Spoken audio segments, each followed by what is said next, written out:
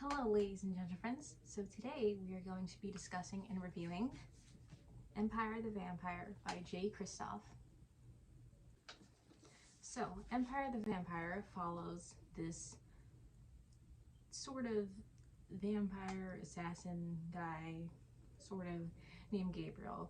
So throughout this novel we learn of Gabriel's backstory, although we kind of start off similar to books like Name of the Wind, Seven Blades of Black, where he's in prison sort of and he's being interrogated by this other guy who is a vampire, and he has to recount the tale of how he got there essentially.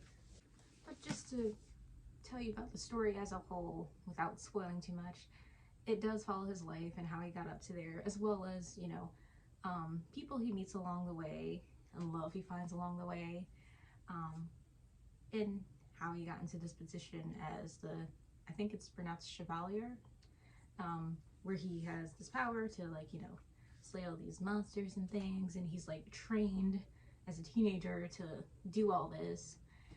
And the story itself is pretty reminiscent of others. Like I said, Name of the Wind comes to mind, at least the first thing I thought of.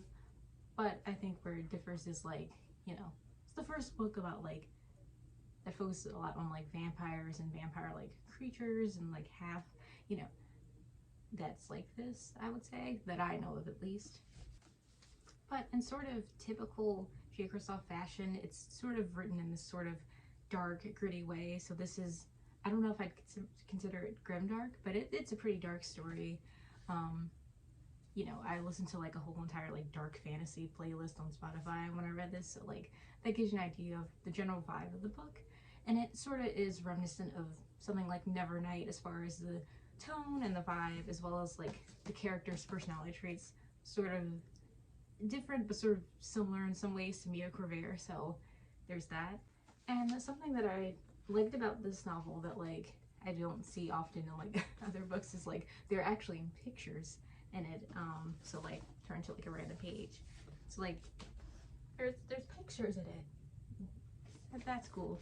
And they like show up every once in a while, and it's because the person he's telling a story to, I believe his name's Jean-Francois, he's writing it, but he's writing it super fast because he's a vampire, so he also has time to like draw pictures on the side.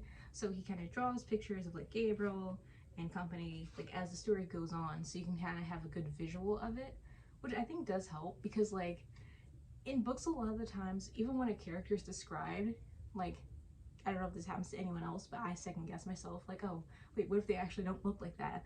So this is kind of helpful because you're like, okay, at least they actually look like how I thought in my head. And like some characters that aren't described in as much detail, it helps to like sort of see and picture how they look.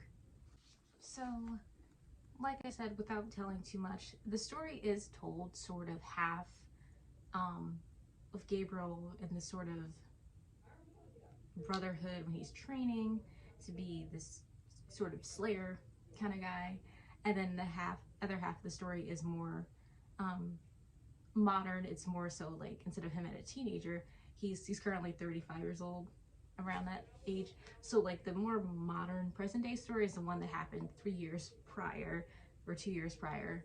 So it kind of goes back and forth between those two main storylines. And like at first I thought it was kind of jarring. Apparently the guy that he's telling the story to, Jean-Francois, also thought it was kind of jarring. Like, hey, you're not supposed to tell stories like that. But you kind of, as the story goes on, you understand why he's telling it like that. There's a certain aspect of his life that he's trying to avoid talking about, and that he's sort of throughout the book in denial about whether or not this specific unfortunate event actually happened, and you know, the whole thing surrounding that. But the second plot line follows Gabriel, you know, more present day. He's approached by this person he knew back when he was training. Her name's Chloe, and she is a nun, and she's pretty much telling the guy, like, hey, there's a, you know, the Holy Grail thing that can end this endless night. Oh yeah, by the way, there's an endless night, which makes it pretty easy for vampires to get around because there's not really a sun happening. So because of the endless night, the vampires can just do whatever they want, and which is why it's now everything's sort of controlled by this vampire king emperor guy. because, you know, they can do whatever they want now. There's not really sunlight. But this girl Chloe, she's like, hey, we have the Holy Grail, or at least we can find a way to get there so that we can endless night. Of course, at first Gabriel doesn't believe her, but everything she starts saying starts making sense, if you know, if that makes sense. But like throughout this book, I don't want to give away too much because I feel like this is the kind of novel that you have to read yourself, and there's like so much like information that's in here that like I don't want to just like tell at you. So definitely I highly recommend reading it, especially if you're into sort of darker fantasy, especially if you're into like vampire sort of fiction. You'd really like it. And it also has sort of like a, I don't want to say Victorian, but that's the closest word I can come to, sort of vibe, like maybe like 18th century sort of vibe there. So if you're into that sort of thing, also there's, similar to Nevernight, how there's sort of Italian vernacular spread out, there's French vernacular sort of there, like characters say oui or madame, mademoiselle, so like that's the thing. Of course, like I don't think anyone really like says a whole entire sentence in complete French. Maybe they do, but you know, that is there, and if you like that sort of vibe, then I would highly recommend that. It's very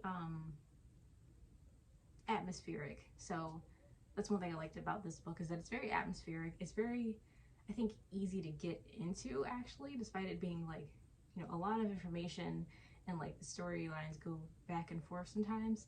I do think the general vibe of the book kind of helps you stay into it. But like I said, I don't want to give away too much because you definitely have to read it for yourself. I really enjoyed this book. It took me a while to like collect my thoughts on it because I was kind of just like not on the fence, but you know how when you finish a book and you know there's going to be a second book, you're like, oh my god, I'm really excited for it. This, I was kind of just like, I want to see where like the rest of the story goes, obviously, but it's not like I'm like jumping for joy. And I guess it does depending on the book and on the series. So maybe you'll feel different after you read this. Maybe you'll be like, I can't wait for the next one, but that didn't really like happen for me, but hopefully it happens for you. I'm hoping it does. Maybe me talking about it will have me be more excited, who knows. But that is the end of my discussion slash review of Empire the Vampire by Jay Kristoff.